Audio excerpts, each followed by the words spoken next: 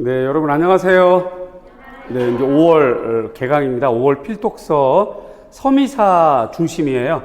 서양 미술사랑 서양 조각사 이렇게 써 있긴 한데 제 생각에는 조각을 할 때 동서양 조각을 조금씩 이렇게 좀 같이 볼 생각입니다. 그래서 아마 5, 6월 달쯤 되면 그 동양 조각이라고 하면 이제 인도 조각하고 그 다음에 중국 조각, 그 다음에 우리 조각을 좀 더 건드리게 되고 중심은 이제 서양 조각 이렇게 될 거고요. 서양 조각은 서미사랑 또 많이 겹치게 될 거예요. 이렇게 진행이 될 거고요. 저거 계속 보시면 요게 이제 오늘 프린트물인데요. 우리가 요거는 3, 4월 달에 봤던 내용 그대로예요. 필독서 공부를 어떻게 해야 될지. 그래서 요 페이지는 그대로입니다.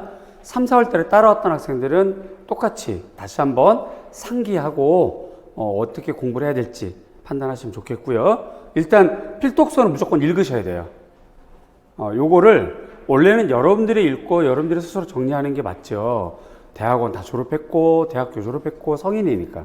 그렇지? 그런데 특정한 고시라고 하는 게 목표를 가지고 보는 공부는 이게 그 의지력만 갖고는 안 되거든요.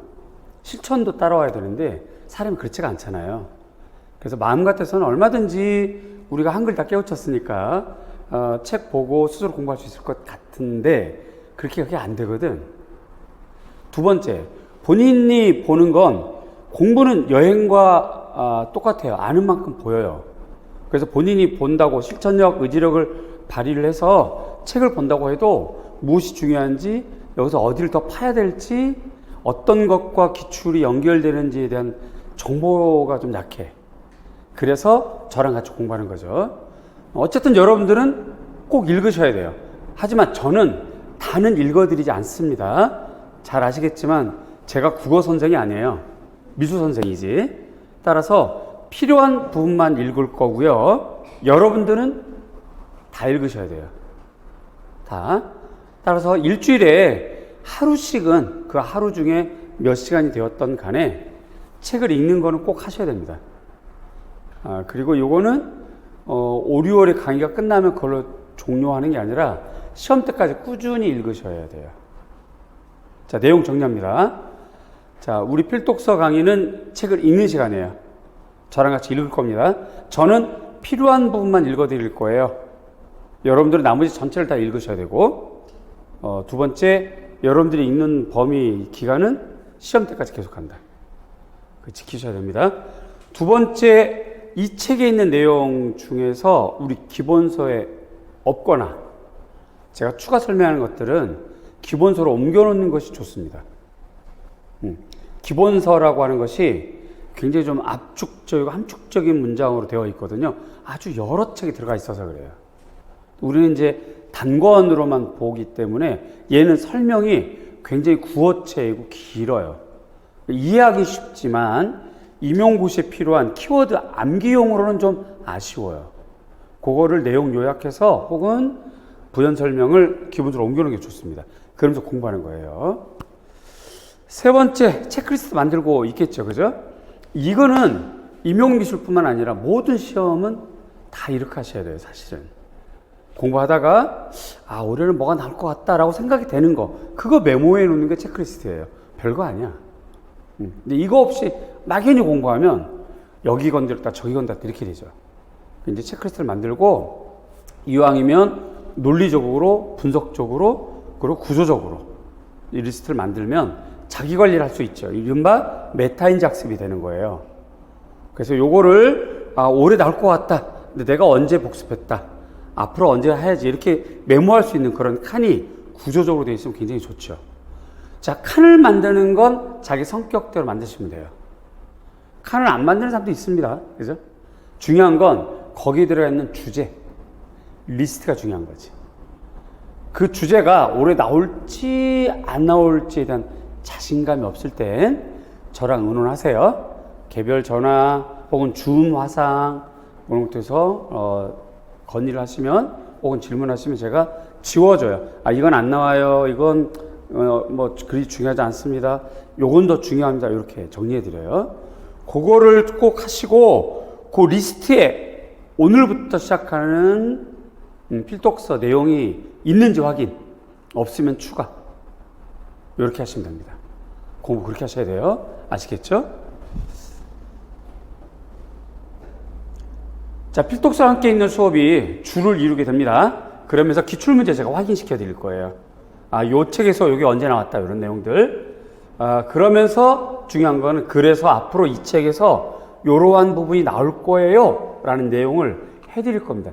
이 부분이 굉장히 중요하죠. 요거 우리가 수업 시간에 종종 해드릴 겁니다. 요거는 꼭 리스트에 적으셔야 됩니다. 자, 혼자 못 읽는 책을 커리큘럼 편성해서 강제로 읽게 됩니다. 그래서 5월, 6월이 되면 요 책과 그 조각사 2권 끝나게 될 겁니다. 최소한 2권. 그리고 빠르게 훑어서는 이렇게 젠슨, 요거 빠르게 훑어서 젠슨 쭉 볼 수 있을 겁니다. 빠르게. 그렇게 되면 거의 뭐 2달에 이렇게 많은 책을 볼 수 있는 건 혼자서는 사실은 어렵죠. 근데 그런 거 얻는다라고 하는 장점이 있는 수업입니다. 해당 필독서에 없는 내용은 추가 설명합니다. 그래서 오늘 프린트물도요, 보시면 이 책에 없는 내용들이 많이 들어가 있을 겁니다. 그런데 가급적이면 프린트물은 좀 줄이려고 합니다. 여러분들이 프린트를 많이 주면 부담만 돼요. 공부는 안 되고. 그래서 가급적이면 좀 줄여나가면서 핵심적인 것만 실어 드리도록 할게요. 그 다음에 그에 필요한 내용은 자료로 제공될 수 있다는 것 얘기하시고, 추가 설명 필요하거나 이해가 안 되거나 그런 부분들은 따로 얘기를 하십시오. 가급적이면 저랑 제가 보는 자료가 여러분들이 보는 자료랑 비슷하게 갈 건데, 저는 강의를 작년, 재작년, 올해 똑같이 강의하지 않습니다. 왜냐하면 작년에 시험 문제 나온 걸 기준으로 올해 강의가 진행돼야 되고 올해 시험 문제 또 다를 거니까요. 그래서 좀 다르게 진행을 하는데, 그 과정에서 작년에 사용한 자료는 올해 가급적이면 안 드려요. 대신에 꼭 필요한 건 화면으로 열어드리거나 그렇게 하죠. 그죠? 그런 부분들은 선생님 화면을 보여줬는데 우리 프린트물이 없어요. 그럴 수 있습니다. 그거 미리 제가 오리엔테이션으로 안내를 해드립니다. 참고하시고요. 자, 그 다음에 오늘이 금요일, 얘는 뭘까요? 네. 오늘이 이제 금요일입니다. 그죠? 이제 필독서 개강을 했고요. 그래서 1, 2, 3, 4 해서 서면서 이렇게 진행이 될 거고, 내일은 우리 꼭볼 80자 문제풀이 개강입니다.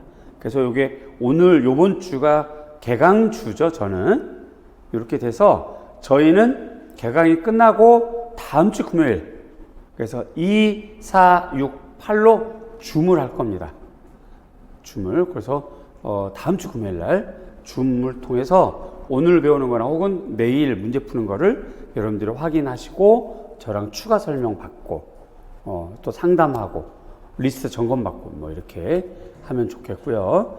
전체적으로 5월달, 6월달은 암기 시작이라고 보셔야 돼요. 그래서 내일 또 한 번 오리엔테이션을 하겠지만 문제풀이 때 또 내일 새로 오는 식구들이 있을 테니까요.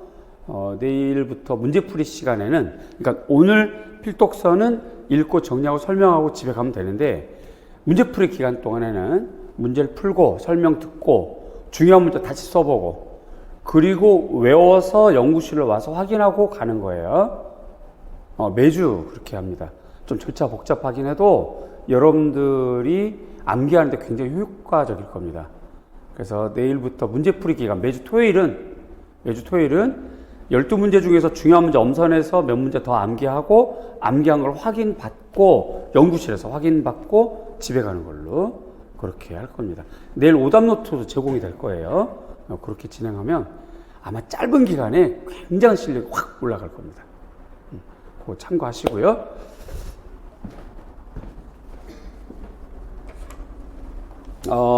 저희 커리큘럼이요.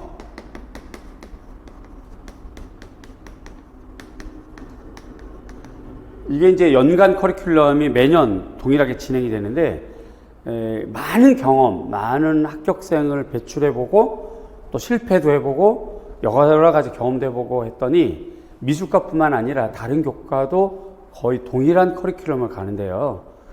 그럴 만한 이유가 있더라. 거기에서 누적된 노하우와 교사학습 방법에 대해서는 여러분들이 그럴 만한 가치가 있었구나라고 생각을 하시는 게 중요할 것 같고, 그래서 우리 커리큘럼의 특징은 순환적인 커리큘럼이에요. 순환합니다. 이게 2달 간격이에요. 1, 2월, 3, 4월, 5, 6월, 7, 8월까지가 순환이에요. 여기까지가. 그리고 이제 9월부터는 모의고사라서 순환이지 않죠. 무슨 말이냐면 1주가 미결혼이에요. 7주, 8주가 서미사입니다. 이렇게 됩니다. 여기에요. 요것도 마찬가지예요. 똑같아요. 좌동. 5월, 내일 1주가 미결혼이에요. 내일 좌동이에요. 그래서 미결혼을 3, 4월 때로 공부했다가 못한 부분들은 내일 아마 또 문제풀이로 공부하게 될 겁니다. 자, 오늘은 5월 개강인데 서미사를 하는 거예요. 따라서 가급적이면 요 진도로 맞춰서 공부하는 게 좋아요. 1주부터 7주, 8주까지 진도를 맞추는 게 중요하고, 요게 진도가 안 맞춰져서 계속 밀리는 거 따라가다 급급해지니까 가급적 밀리지 않도록 하시고, 만약에 밀렸으면 가능하면 홀딩하고 새로 배우는 그 영역으로 해 나가면서 묶어놨다가 우리가 6월 달에 서미사 할 때 같이 들으면 일주일 내내 서미사를 듣게 되는 셈이 돼서 복습 효과가 있기도 합니다. 그게 장점이기도 해요. 무슨 말이냐면 3, 4월 달 서미사를 놓쳤어. 인강을 듣다 보면 여러 가지 상황도 생겨 바쁘잖아요. 그럼 이제 못 듣게 될 수도 있죠. 밀렸어. 밀린 거 따라가는데 선생님 직강은 미교로 나가고 있어. 그럼 자기는 계속 밀리잖아요. 이렇게 하지 말자는 얘기지. 만약에 밀렸어. 그러면 딱 홀딩. 그리고 새로운 강의의 미교론을 듣는 거죠. 그럼 밀린 거 어떻게 할까요? 얘는 고주에 3, 4월 거랑 5, 6월 거랑 같이 들어도 된다는 말이에요. 그럼 그게 더 효과적이에요. 더 중복되기 때문에. 압축, 움축, 다양한 각도로 보기 때문에. 자, 요건 이제 제가 건의하는 거고요. 그럼에도 불구하고 각자의 성격들이 있고 상황들이 있으니까 상황에 맞게 하시고 그때그때 상담하시면 됩니다. 자, 마지막 안내 말씀. 이제 문제풀이 때부터 이미 모의고사 4월 말 모의고사가 아직 첨삭이 제가 밀렸어요. 꼼꼼하게 하다 보니까. 그리고 이제 당장 내일 또 이제 첨삭하게 되죠. 그래서 제가 개인 시간이 좀 없는 편인데, 상담 요청하고 이런 건 좋지만, 불쑥불쑥 해버리면, 왜 흐름이 깨지거나 집중이 떨어지거나 하잖아요. 그러니까 직강이든 인강이든 여러분들이 요 점을 조금 저에게 배려해 주셔서, 직강은 뭐 수업 끝나고 집에 갈 때 가기 전에 하면 되고, 인강 같은 경우는 가급적이면 정해진 날짜와 시간에 상담을 하면 저도 딱 항상 루틴이 요 날은 내 상담하는 날 이렇게 될 수 있으니까 그거 서로 맞춰주면 좋겠다는 생각이 들어요. 여기까지 이해됐죠? 좋습니다. 자, 그래서 요거 이제 내리고요. 진도입니다. 진도. 그래서 작년까지는 서미사를 3주에 끝냈어요. 근데 올해는 조금 꼼꼼하고 길게 해서요. 4주 하겠습니다. 그렇지만 요거는 좀 변경될 수 있어요. 진도에 따라서 진행에 따라 변경될 수 있습니다. 좀 땡기거나 밀거나 할 수 있고요. 불쑥제가 뭐 이렇게 뭐 증문즉답 시간을 더 늘릴 수도 있고 그렇게 될 수 있습니다. 그 다음에 조각사 쪽은 3주로 이렇게 해서 마무리할 수 있는 시간을 여유로 드리고 싶어요. 그런데 이제 이렇게 되다 보면 대체로 좀 밀리는, 우리가 1, 2월, 3, 4월에 진도가 조금 밀렸었잖아요. 그래서, 보강을 한 주 더 하고 하다 보니 여유롭게 이렇게 잡았고요. 요 다음 주가 모의고사입니다. 요 다음 주가, 17일 그 다음 주. 그래서, 조각산 이렇게 진도를 좀 잡아봤어요. 요 범위도 조정이 가능합니다. 그렇게 진행을 했고요. 그 다음에 이제 여기서부터는 이제 이 책에 없는 내용들의 다양한 책에서 제가 자료를 수집해서 이렇게 쭉 해드렸어요. 이렇게 보시면. 젠슨에서도 있고요. 또 다른 책에도 있고요. 곰브리치 책에도 있고, 또 이은기 책에도 있죠. 이런 거는. 그렇죠. 이은기 선생님 책. 기타 이제 건축책. 그래서 지금 프린트물 얼른 보시기에 여러분들이 그냥 별거 아닌 것 같지만 이 책에는 한 5권 정도 서미사 책이 들어가 있다라고 보시면 되겠어요. 이렇게 되어 있습니다. 이런 것들은 찾기 어려운 자료 있는 책이에요. 시중에 지금 없는 책, 원서에서 좀 따왔고,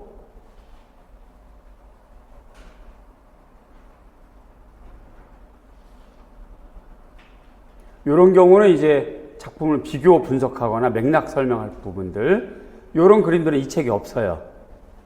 그런 것들을 제가 이렇게 추가로 이렇게 했고, 요거 이제 작품을 비교하는 거죠. 여기 써 있는 것처럼. 시대가 다르고 양식이 다른데, 방법과 특징, 배경, 요즘 시험에서 이렇게 맥락 설명이 많이 나오니까, 이런 것들도 좀 해드렸고요. 그 다음에 이런 건 이제 젠슨과 곰브리지에 있는, 파나 집어넣어 드렸고, 요렇게. 요 책 같은 경우는 우리가 6월 달에 보게 되는 조각사 있는 책입니다. 도판이에요. 이렇게. 요 책 2권 다 다른 책에 있는 내용들인데, 이 책 여기는 없어요. 중요한 그림들이라서 이렇게 실어 드렸고.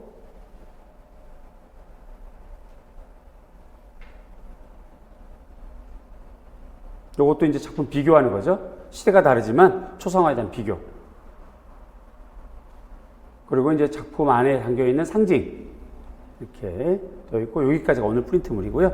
가급적이면 프린트물은 좀 줄이거나 내용을 좀 간략하게 할 생각입니다. 너무 많이 자료를 드리면 부담되니까. 네, 그렇게 해서 요거는 일단 전체 진행을 하고, 그리고 나서 다시 한번 쭉 훑어보는 걸로 하겠습니다. 자, 이렇게 펴드릴게요. 자, 그러면 우리는 요 부분.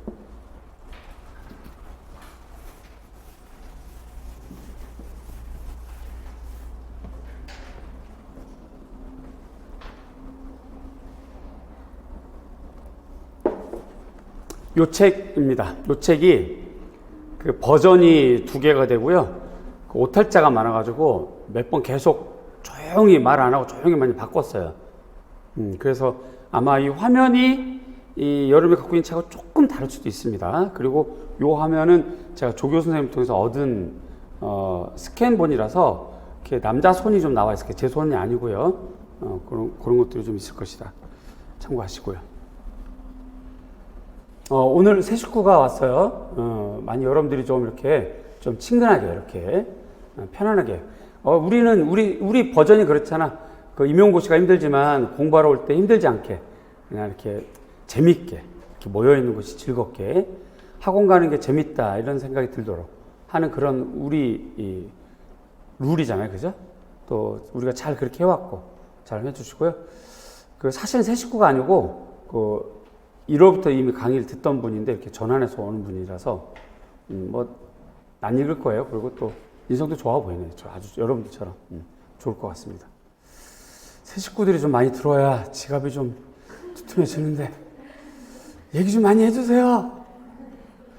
자, 보겠습니다.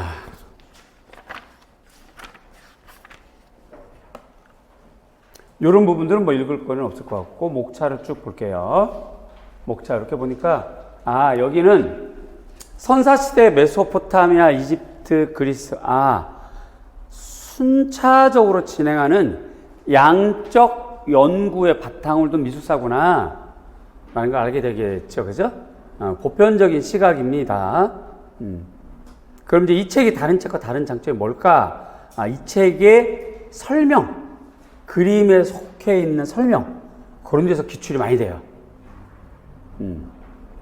그런 데서 기출이 많이 되고, 아쉽게도 우리가 오늘 하게 되는 선사시대부터 르네상스까지 해서 기출문제는 별로 없고, 근대 이후 현대 쪽에서 기출문제는 많이 됐어요. 뒤집어 얘기하면 앞으로 이제 오늘부터 하는 것들에서 나올 소재가 좀 많이 있다는 얘기죠. 그런 것들 좀 보시면 되겠습니다.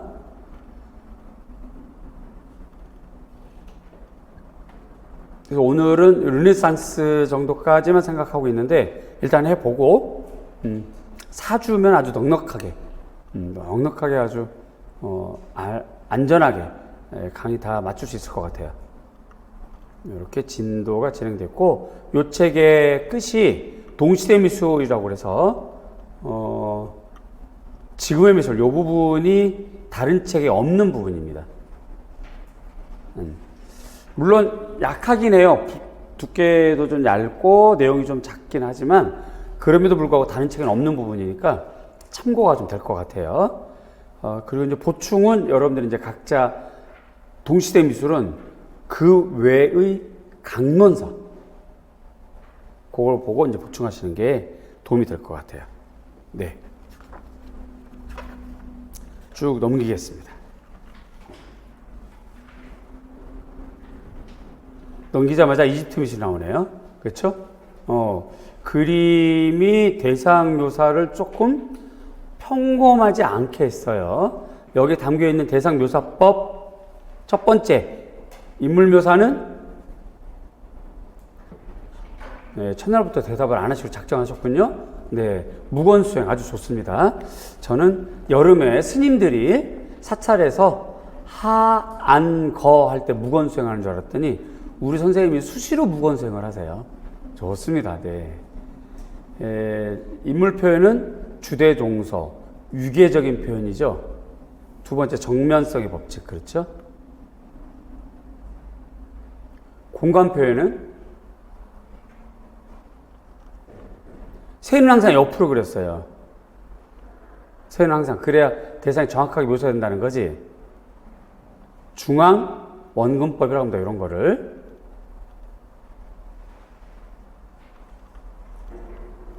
첫 시간 첫 질문부터 어려웠나요? 괜찮아요. 이거 하면서 요걸 안 하는 거지 뭐. 빌렌도르프 비너스. 담겨있는 상징은? 풍요, 다산. 그렇죠. 이렇게 대답하시면 되겠습니다.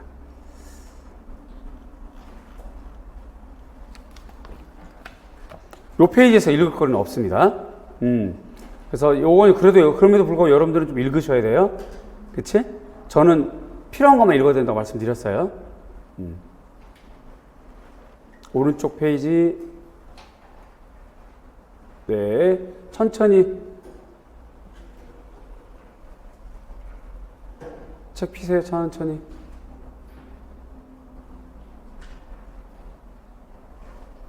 좀 기다려 줄게요. 자, 됐습니다. 빌렌도르프 비너스 동굴벽 아직 출제 안 됐고요. 그쵸? 피라미드 지구라트 안 됐고 스톤헨지 안 됐고 그런데 여러분들 요런 것도 다 특징 알 수 있어야 됩니다. 재료 같은 거 부조, 환조 이런 거 출제 안 됐고 파르테논 신전 구체적으로 나오진 않았지만 여기에 속해 있는 조각들은 양식으로 물어본 적 있어요. 기출문제에서 옛날 서술형에서. 그 다음에 콜레세움, 판테온 건립까지 로마까지네요.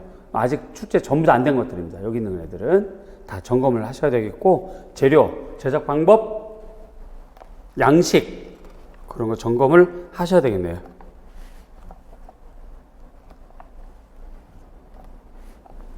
넘어갑니다. 선사시대입니다. 그래서 구석기, 중석기, 신석기라고 되어 있고 여기서 읽을 거리는 없고 이 책의 장점, 요 밑에 있는 설명 요런 설명을 놓치지 말고 다 읽으셔야 돼요. 만약에 제가 놓쳤다면 여러분이라도 꼭 읽고 그 주에 끝을 내셔야 돼요. 작은 여성 입상, 역사상 최초의 인간상, 커다란 가슴과 튀어나온 배, 갈래가 표현된 둥근 머리, 특정 연상보다는 둥근 덩어리 같은 느낌, 풍요다산, 상징. 그래서 원래는 우리 요만한 크기예요. 생각보다 굉장히 작아요. 목걸이처럼 목에 걸고 다닐 수 있을 만큼 그렇게 되어 있고 원래 돌에 있는 모양을 그대로 살려서 쓴 겁니다. 예를 들어서 배꼽은 일부러 판 게 아니라 원래 파여 있는 거예요. 원래.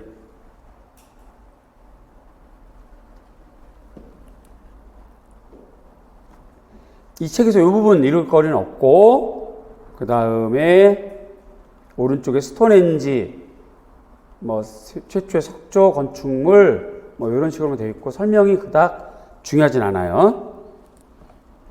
그 그 다음에 선사세 보면 알타미로 라스코 동굴백화 그림 많이 읽어두시고 딱 보기에도 윤곽선 중심의 사실주의 묘사죠. 여기도 그렇고요. 요 밑에 있는 설명 요거 빨간색, 노란색 황토 조각을 분말로 만들어서 붓으로 칠하거나 구멍이 뚫린 뼈를 사용해서 연료를 불어서 그림 표면에 밀착시키는 방법. 요거 우리 프리스코 할 때 배웠는데 이런 걸 뭐라고 그래요? 기법. 훅 불어서 이렇게 알료가루로 훅 불어서 하는 거.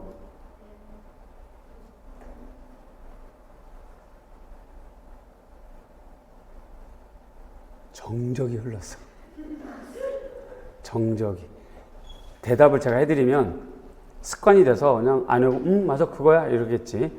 찾아보세요. 그래서 뭔가 인지적인 부조화 현상이 자꾸 있어서 머릿속에 자꾸 자극이 와야 걔가 안 잊어버려요.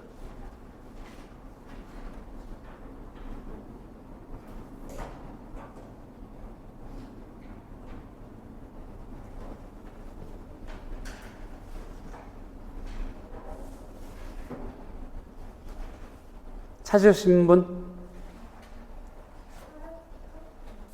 카르퉁은 밑그림. 어쨌든 그거라도 찾으시면 다행이에요. 그죠? 그래서 카르퉁이라고 하는 경우도 있어요. 스폴베르. 스폴베르. 다른 책에는 카르퉁이라고 한 적도 있어요. 그냥 밑그림 뭐 이렇게. 근데 정확하게 알료 분말을 뿌리는 거. 훅 불어서 뿌리는 거.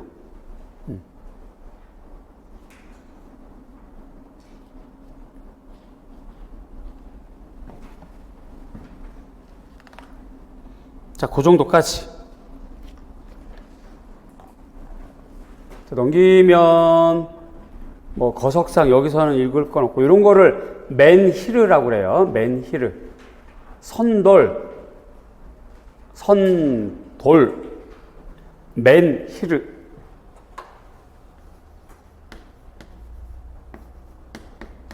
이렇게 쓰죠, 보통. 선돌로 읽어요. 선돌.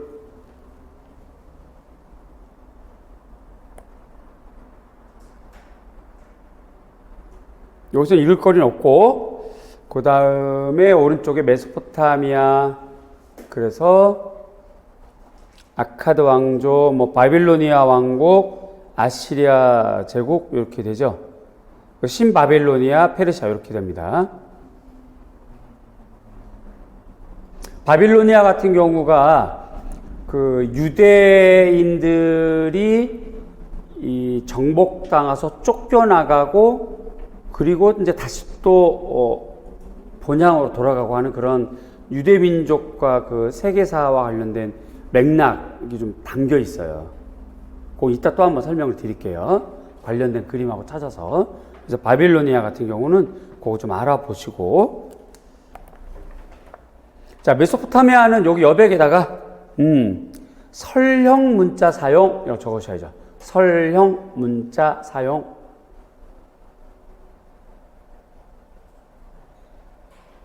우린 그런 거를 디자인할 때 배웠는데, 그렇죠. 히에로그래피.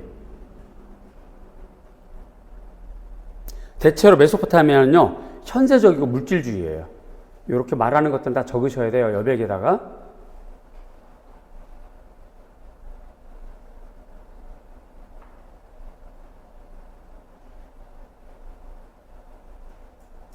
잠깐만, 우리가 이제 다시 한번 또 우리 첫날이니까 우리 3, 4월 했더라도 점검해 봅시다. 포스트잇 들어보세요. 아주 많아요. 그렇죠. 많아야 돼요. 종류가 아주 많아야 돼요. 포스트잇. 그 정도는 포스트잇이 아닙니다. 그죠. 종류가 아주 많게, 울긋불긋 많은 게. 많이 붙여야 돼. 많이 안내를 해야 돼. 점심 먹고 포스트잇 좀 많이 구해오세요. 선생님도 인강 듣던 때하고는 다르게, 들어보자. 포스트잇. 네. 그리고, 그렇죠. 얇은 거, 두꺼운 거. 그래서 많이 여기다 안내를 해야 돼. 많이.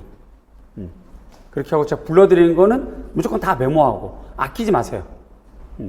중복되는 게 차라리 나. 썼는데 여기 있어. 그래도 차라리 그게 나.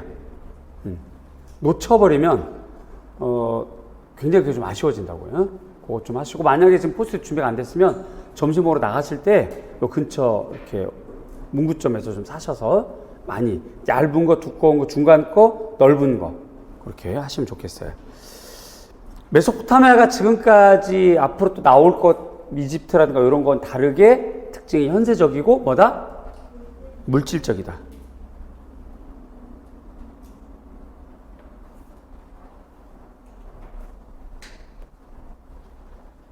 그리고 바빌로니아 같은 경우는 맥락적으로 뭐 어떤 역사와 관련되어 있다?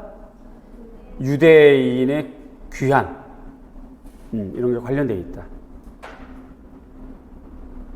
조금 이따 좀 볼 거고요. 여기서 볼 내용은 없고 뒤로 넘기시면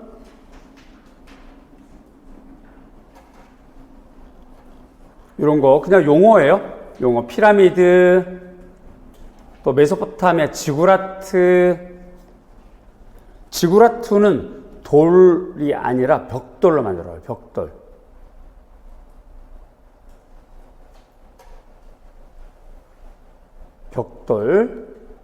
벽돌인데 가마에서 굽지 않고 그냥 그 태양열로 저절로 이렇게 구워지는 거. 여기도 있네요. 햇볕에 말린 벽돌. 여기 있어요. 햇볕에 말린 벽돌이에요. 가마에서 구워놓은 거 아니고요.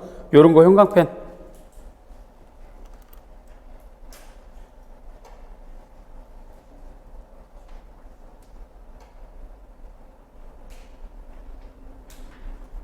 네, 계속 갑니다. 여기서는 읽을 거리 없고, 그 다음 페이지, 이렇게. 함무라비 법전, 이런 것들이 요즘 시험 문제 가끔씩 나오는 맥락 물어보는 문제 관련되어 있는 거거든요. 인류 최초의 법전, 함무라비 법전에 관련된 거. 바빌로니아 왕조. 그건 꼭 알아두시고요. 지금 주고받는 것이 뭐냐면, 그 지팡이하고 반지인데 지팡이와 반지는 권력의 상징이에요. 권력의 상징.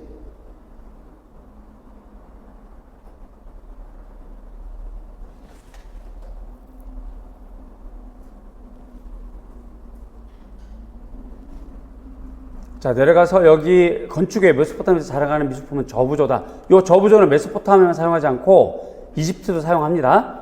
저부조. 그 이따 또 설명을 드릴 거예요. 주제는 정복전쟁. 이렇게 적어놔야죠. 형광펜 칠하고 적어놔야지. 주제. 기법, 저부조.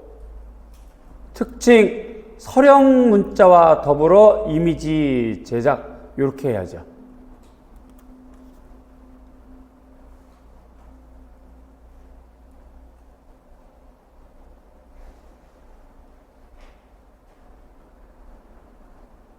요 정도 급이면 여러분들 그냥 안 외우고 이해만 하고 있어도 문제 나오면 풀 수 있겠지. 그쵸? 이럴 때는 포스트잇 붙일 필요 없는 거야. 이해 가세요? 포스트잇도 규모 있게 지혜롭게 붙이자고요. 본인이 이건 한 번에 봐서 몰라. 그럴 때만 붙이는 거고, 이건 정말 중요해. 여기서는 딱 펼치면 이거 여기서는 시험도 나올 것 같아. 그럴 땐 또 색깔 있는 포스트잇 붙이고 그렇게 하는 거예요. 자, 넘어갑니다. 이집트예요.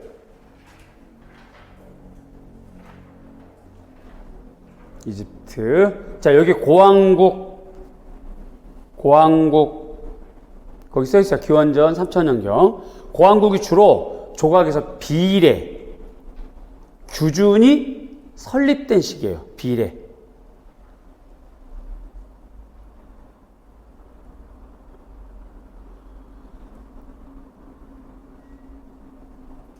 피라미드가 조성됐던 시기고요.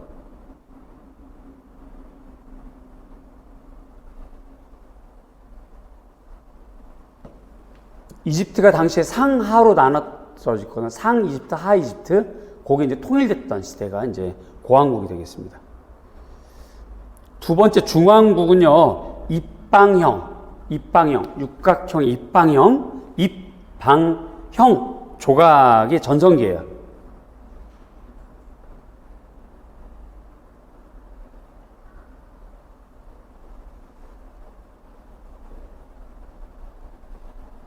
그 다음에 신왕국은 여러분 잘 아는 이크나톤 왕조. 이크나톤 왕조. 이크나톤을 다른 말로 아마르나라고 그러죠.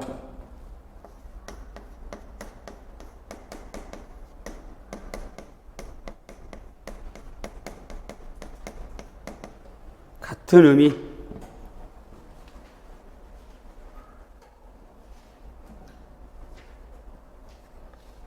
그런 거 참고하시고요. 자, 내려갑니다.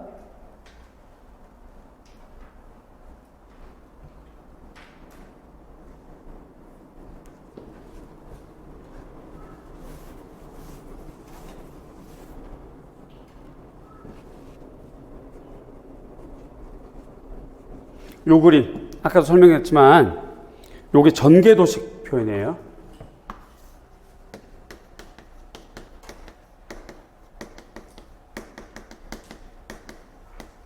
전개도식 표현.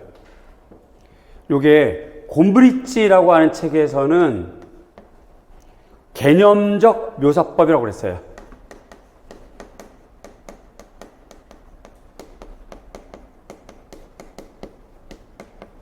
개념적 묘사법. 요게 두 가지로 나눠지는데, 요게 전개도식 표현이 이 첫 번째 시간성에 관련해서,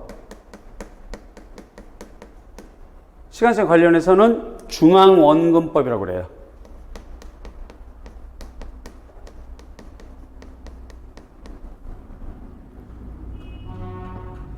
정면성과 관련해서는 공존화 양식이라고 이렇게 얘기를 합니다. 중앙원근법으로 새의 옆모습 그렸거나 대상을 전체를 쭉 보고 대상의 특징만 잡아 넣는 거. 그러니까 시간이 흘러가게 되죠. 그렇죠? 그래서 이제 중앙원근법이라고 하고요. 정면성 역시 같은 개념으로 대상의 완벽한 이상적인 모습이 한 그림에 다 들어가 있다라는 측면에서 공존화라고 그래요. 따라서 얘네들은 전부 제작자들이 공통 합의하에 만드는 규칙대로 만드는 거잖아. 그게 제작적 비례라고 그래요.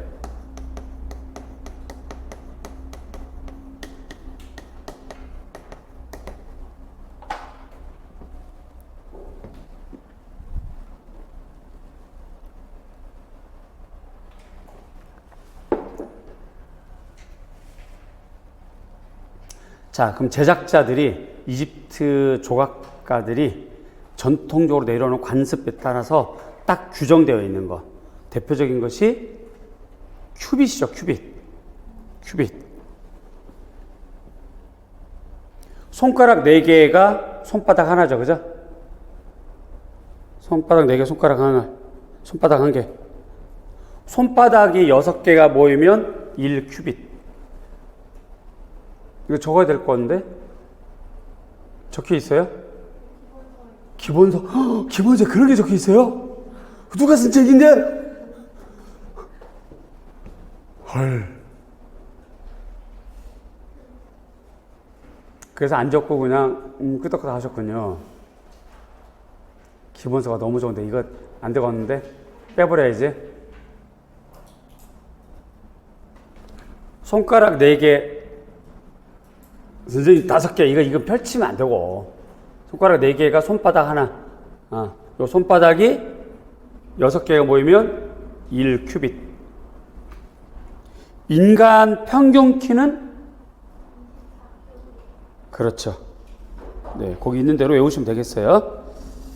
자, 내려가겠습니다. 요 부분에, 여기 보면 영혼불멸. 조금만 더 키워볼까? 확대. 영혼불멸.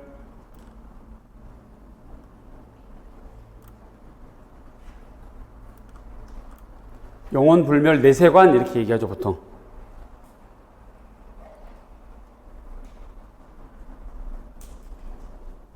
자, 여기 보면 영원을 불멸을 믿은 이집트인들은 지상에서의 행복을 죽은 해도 누릴 수 있도록 무덤에 온갖 사춤을 함께 보았다. 이게 무슨 사상? 개세사상. 개자는 겨이자예요. 한클 알죠? Yeah, Korean speaking. Do you know? They are very, very difficult. Yeah. 오늘 발음 좀 되는데. 자, 그래서 따라서 무덤의 벽면에 그려진 벽화와 상용자도 죽은 자의 생전의 일상을 세세히 묘사하는데 치중하고 있어요. 이게 우리나라랑 똑같아요. 중국이랑 서양이랑 똑같아요. 개세사상. 그런데 여기부터 중요해. 미이라로 만든 육신이 아무리 미이라를 만들어도 본인들이 알아. 생전 모습은 다르다는 걸. 미이라 만들 때는 먼저 옆구리를 째요. 째서 갈고리로 내장을 다 빼내. 그래서 항아리에다 담어. 심장 빼내 항아리에 담어.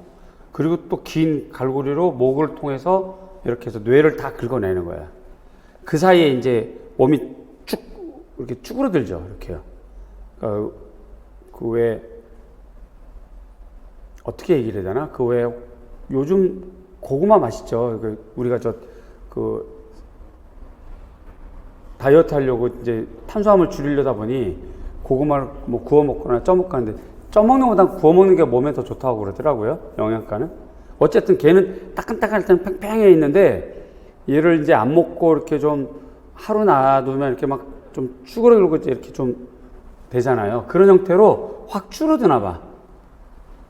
그럼에도 불구하고 이제 이걸 한 40여일에 걸쳐서 막 소금물에 담고 약품 처리하고 그리고 칭칭 붕대로 감고 그렇게 해도 본인들 느낌에 생전 모습과는 다르다 하는 게 느껴졌는지 조각으로 대처를 하는 거죠. 여기 써 있어요. 그래서 미이라를 만든 육신이 부패했을 경우 영혼이 대신 머무를 곳, 그러니까 영혼이 나갔다가 다시 돌아와야 되는데 약간 형태가 달라진 미이라를 보고 이거 나 맞나? 하고 영혼이 이제 못 들어가는 거지. 그래서 만든 것이 조각이에요. 따라서 이집트 조각의 특징은 일반 조각과 다르다. 그것도 배웠죠, 그죠? 배운 대로 아는 대로 얘기해 볼까요? 어떻게 다른데요? 그렇죠. 가장 청년의 모습, 젊은 때의 모습으로 제작한다. 그래서 요런 데다 포스트를 붙이는 거야. 내가 봤을 때 이런 게 중요한 주제거든. 그리스 조각과 또 달라. 요런 게 시험 문제 주제예요.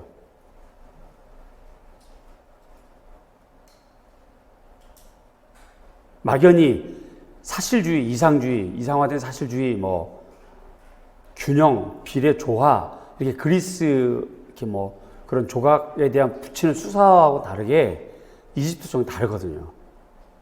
분명히 비교 가능합니다. 그런 거 적어놓는 게 좋아요. 포스트에 붙여놓으시고요. 자, 그래서 그 다음 오른쪽 페이지에 보면 이런 게 이제 정육면체. 대상을 육면체로 입방형 조각으로 인식했다 하는 거죠.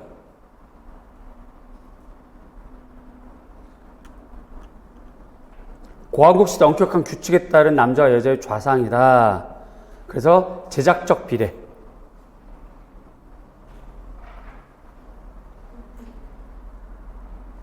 재료가 나옵니다. 여기 초상 조각은 영원 불멸 만들었다. 재료가 화강암, 섬록암과 단단한 소재.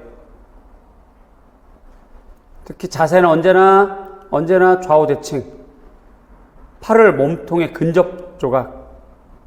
해부학적으로 정확하도록 만들었다. 요거 형광펜. 요게 시험 문제 주제예요. 이런 게요.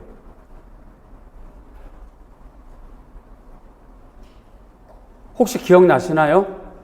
2017학년도인가 우리 B형 1번 우리 고려불상 라마양식 양식 이름을 쓸 것, 중국에서 영향받은 양식 이름을 쓸 것, 불상이 취하고 있는 자세를 소술할 것, 그림을 떡하니 주면서도 물어봐요. 시험 문제에서.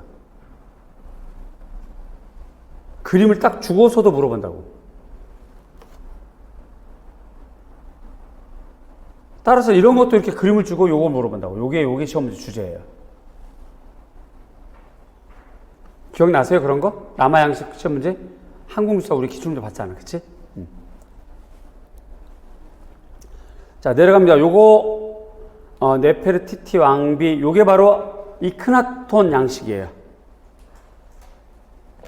조금 이따 또 하겠죠. 이크나톤 양식.